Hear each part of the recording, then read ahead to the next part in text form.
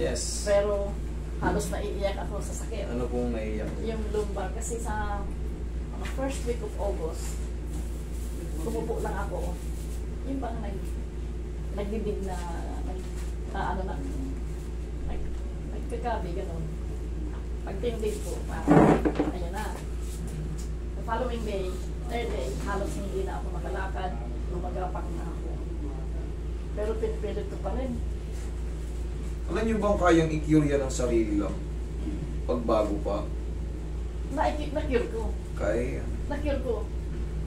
Pero after that, akala ko wala na. Kasi before that, mga few years ago, siguro mga 6-7 years ago, nagkaroon ako ng sciatica.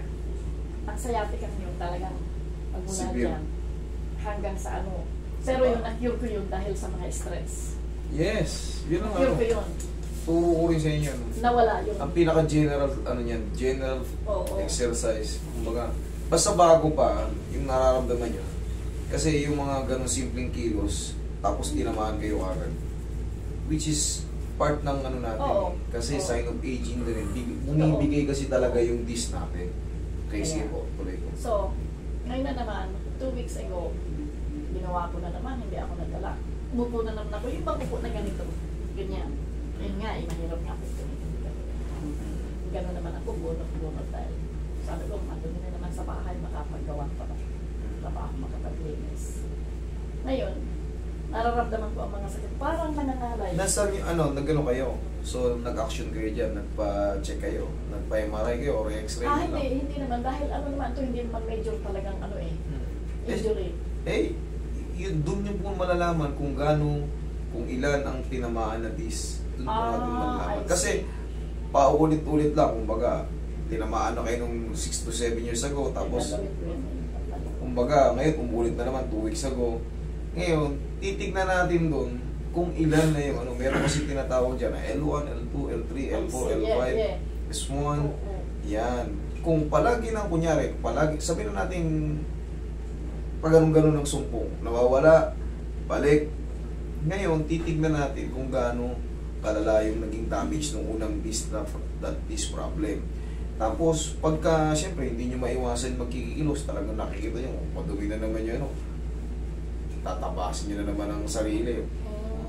Kahit pa paano, ano na kayo? Ano pa lang naman ito eh, second time pa lang na nangyari. So, wala akong dapat pang malaki kasing posibilidad, mami, na mauulit-ulit yun kasi hindi na po bumabalik yung ano, tandaan nyo lahat, mga ka-trim. Hindi, kunyari, ganito yung disc natin.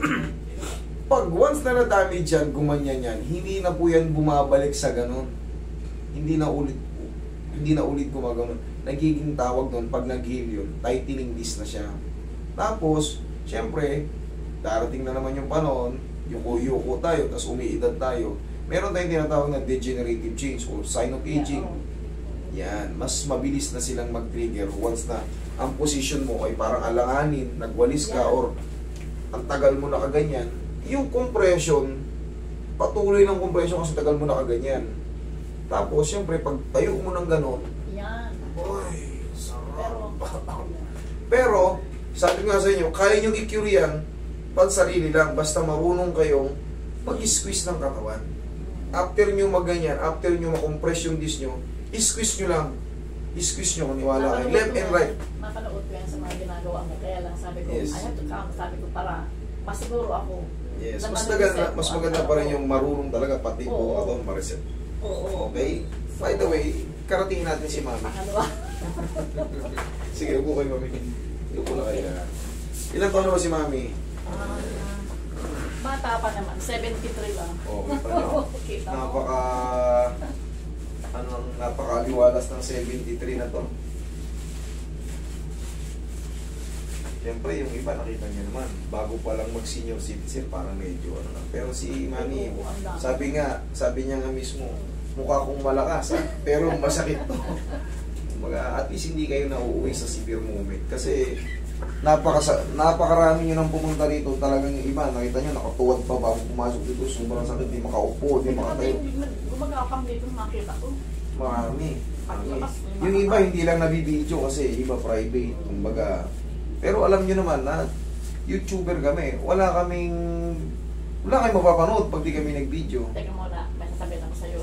Yan, nabali yan. You see that? Okay, yes. Pero ba't ano pa yan, mga 10 years ago? Hindi naman yung ma-apektuhan, mami. Kaya mabuti na yung nabanggit ko sa'yo. Yes, tama kayo.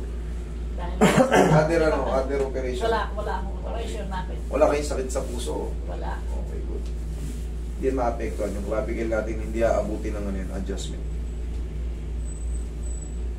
Pero mas the best pa rin, sasabihin nyo lang. Kasi baka mamaya tapat siya sa joint. Yun na nga, yan ang napapanood ko sa'yo eh. Karamihan hindi sinasabi ang Minsan talaga, ewan ko kung idadamay pa ako sa problema niya. totoo yun. Relax na.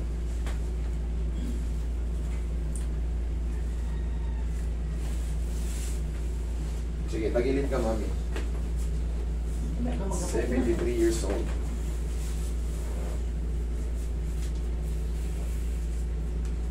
Okay, relax.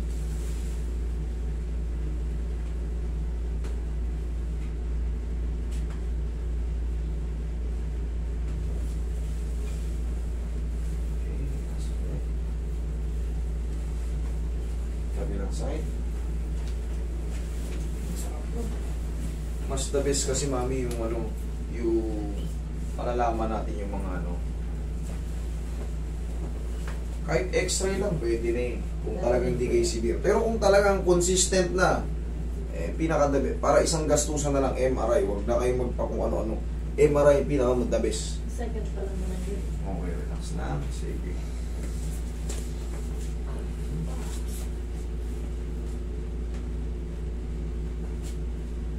Tsaka, mami, pag kayo ay magwawalis, tihaya, lagyan nyo na ngayon, ano, kung talagang masipag kayo, lagyan nyo na, ano, yung walis nyo, lagyan nyo ng PVC.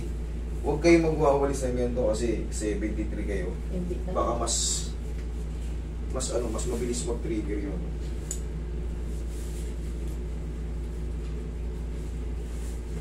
Tapos, pili kayo ng ano, Ba't talaga kailangan ko yan? pinaka-the best yun. Oo. Para sa mga bawat kilos nyo, para manatili kayong strong habang umiidad. Kumbaga, hindi kayo mamumblema sa mga paglakad, pag-upo. Once na may support, may back brace kayo, mas malilimitahan yung over-compression ng ano. Napakay, mami.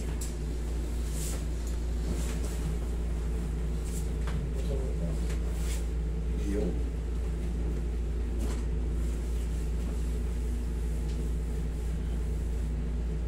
relax na.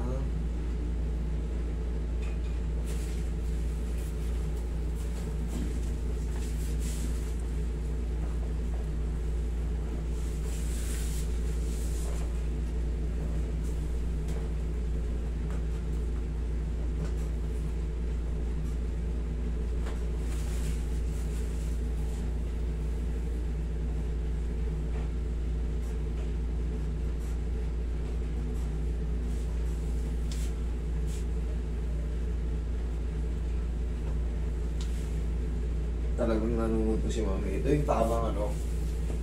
Ito ang tamang attire pag na magpapahilot. Palong. Mag-ano tapos yung maluwag para abot yung ano. Kung kayo man ay bumabiyahe, mahaba yung suit nyo.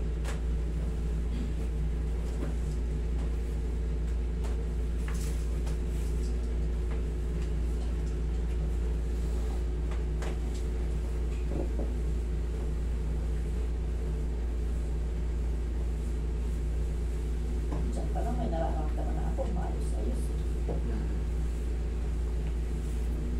Okay, dyan kasi ibabaw.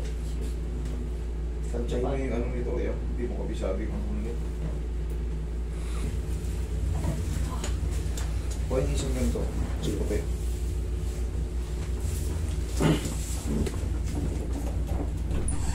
Traction.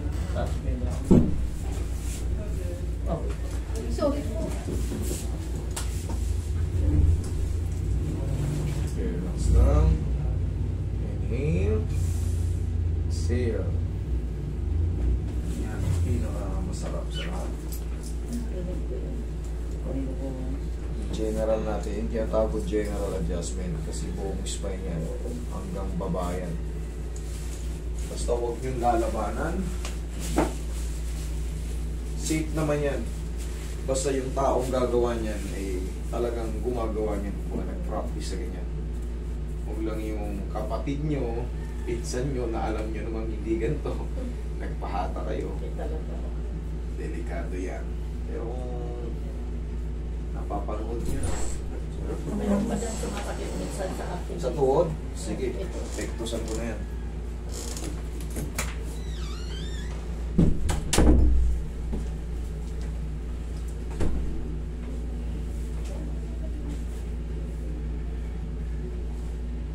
Relax na.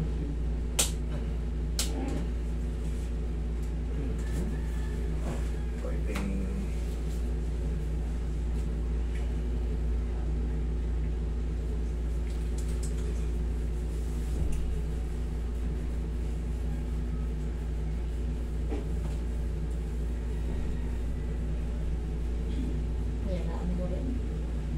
yes po. Eh, ito naman, very common po dito. Pinaka naunang nasisira pag umiidad tayo. Lahat medial part ng tuhod. Makikita nyo ay palagi kong sinasample yun si Erap. Kasi si Erap yung pinakasikat na ano eh. Kita nyo yung paa niya, puro medial yung ano, mababakang ka. Pero pag kayo ay nadisgrasya, wala nang ano yun. Kumbaga, kahit lateral nyo. Hindi na nakakapagod.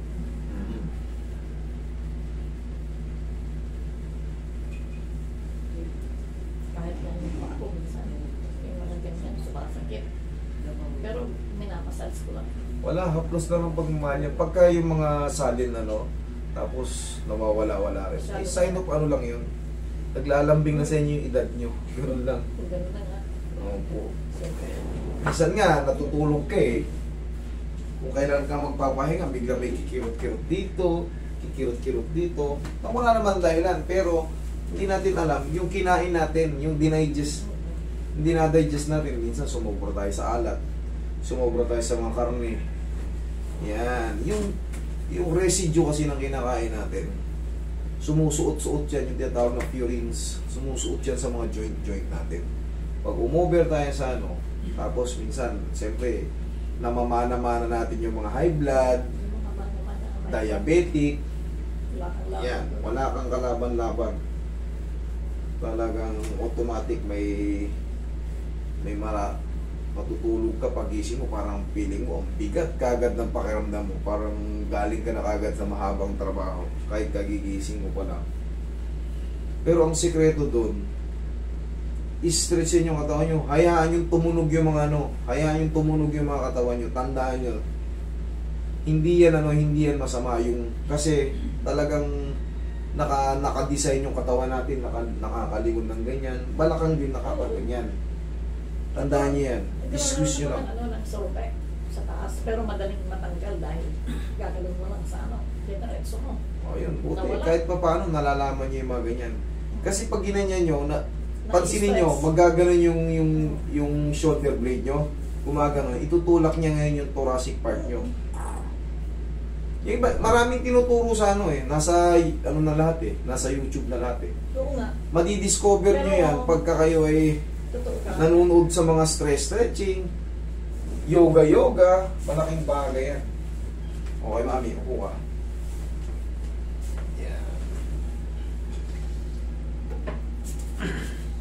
Pero pinaka-the best pa rin sa lahat, kahit wala kayong problem, walking sa umaga, magbilad tayo. Sagupain natin yung bigay ni Lord na vitamin D. Talaga. Yung sunlight. Kesa uminom ka ng mga vitamin D. Yes. Vitamins. Iinom ka eh. Yung libreng ang binigay ni Lord, yun na lang. Dinidiscuss din ng mga doktor yan ng mga sa vlogger. Kaya, sa akin, kumbaga, tinatransfer ko lang bilang may followers ako. Kumbaga, yung mga vlog ng doktor, kumbaga sinasaling ko lang din sa inyo, baka hindi nyo sila napapanood. Marami ng vlogger na doktor. Ang dami nga. Meron ba ako sa makitang manghihilot? Marami na rin kami, mami. Batang-bata. Sobrang dami namin ngayon. Hindi ko nga alam kung saan naglusutan mo. Pero ganun talaga, syempre, ito yung ano eh. Lahat naman nagsisimula sa beginner. Eventually, tatanda rin. Kumbaga, Meron pa nga akong isang gustong puntahan eh. Pero ewan ko. Mahirap si Costura. si ano, iba naman yun. Iba naman yun. Iba naman ang talent nun. Oo, pero magaling din. Oo, iba naman ang talent nun. Tayo naman ay naniniwala sa mga tayo mga Pilipino yung mapamahiin, naniniwala sa mga ganyan. Oo, pero hindi mo naman lahat mapapaniwalaan. Oo, sa akin hindi ako against doon. Kumbaga, Makikita mo naman. Nasa tao na yan kung pupunta kayo o hindi.